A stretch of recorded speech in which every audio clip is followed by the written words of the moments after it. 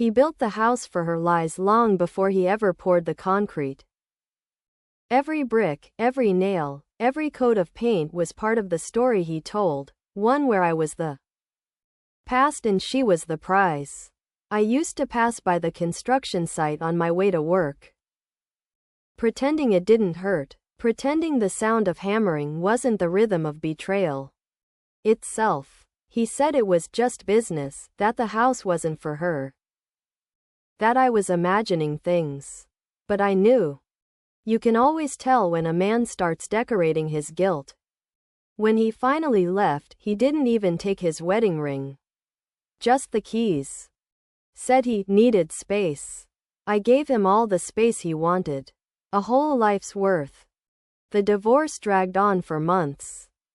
And when the lawyers finished cutting our marriage into legal pieces, the house was still in both our names. He thought I'd let him have it, said it wasn't my style anyway. He wasn't wrong.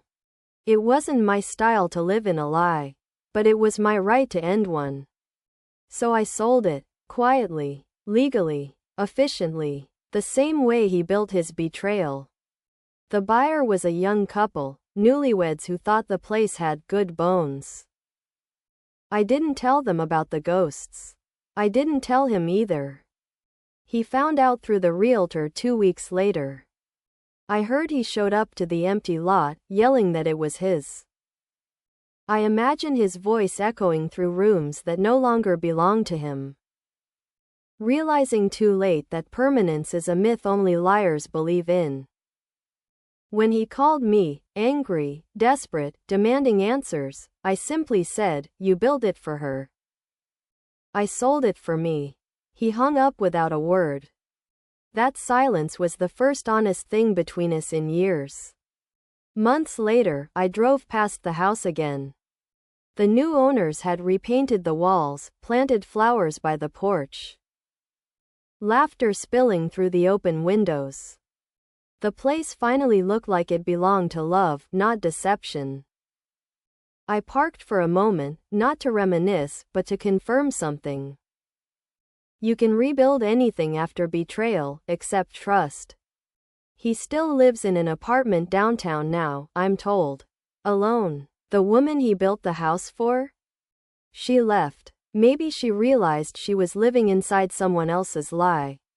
Maybe she just didn't like the paint color. Either way, I don't wonder anymore. Because the only structure worth keeping was the one I built for myself, solid, clean, quiet. He built that house for her lies. But I sold it for my truth. He built the house for her lies long before I knew her name. Said it was an investment, a project for the future. I believed him, because belief is the last thing you give up when love starts to rot. Every evening, he came home covered in dust and guilt, talking about floor plans and paint samples, while I pretended not to hear the way her name slipped into his stories disguised as pronouns. She said this color feels warmer. She thinks this layout makes sense. She, always she. When he finally left, he didn't even look back at the life he'd built with me. Moved straight into the house he'd built for her. For a while, I couldn't drive past that street. Couldn't bear to see the curtains in the windows or the lights flicking on at dusk. Proof that my absence had been replaced so effortlessly. But grief, when it's tired, becomes clarity. And clarity, when it hardens, becomes strategy. Months later, the bank called. His name was still on the loan. So was mine. He'd forgotten that. Or maybe he thought I'd be too broken to care. But I did care, enough to read every line of the contract. Enough to realize that legally, that house was still half mine. I didn't shout. I didn't confront him. I called a realtor. Listed it quietly. The market was high, the offer immediate. Cash. Clean. Done. When the papers were signed, I didn't even flinch. I mailed him his half of the proceeds with a single note inside the envelope. You can build love on lies, but you can't keep the deed. He called, of course. Raging. Demanding to know how I could do this. It was ours, he shouted. I said, no, it was hers. You just used my name to make it real. Then I hung up. Weeks later, a friend told me he and the woman had split. Something about trust issues. I laughed, quietly, the way people do when the universe finally returns what it owes. I drove past the house one last time before the new owners moved in. The garden was overgrown, the windows dusty, the air heavy with endings. I parked, rolled down the window, and let the wind carry the faint scent of rain and dust through the car. It smelled like closure. He built the house for her lies. I sold it for my peace. And that's the kind of revenge no foundation can survive. He built the house for her lies while I was still living in its blueprint. It's just an investment, he said, smiling that confident smile that used to make me feel safe. But by then, I'd learned the difference between a man who builds for the future and one who builds for someone else. I saw the truth in the smallest details, the guest room she picked, the color for the patio she thought would be perfect for mornings.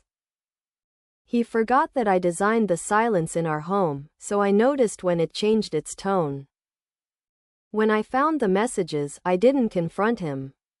I just watched him pour money and affection into that house, brick by brick, lie by lie. Every photo of the construction became a record of his betrayal. Every blueprint a confession he never had the courage to say aloud. The day he finally left, he said, "You'll thank me one day. This isn't the life you wanted." He was half right. It wasn't. For a while, I disappeared into survival.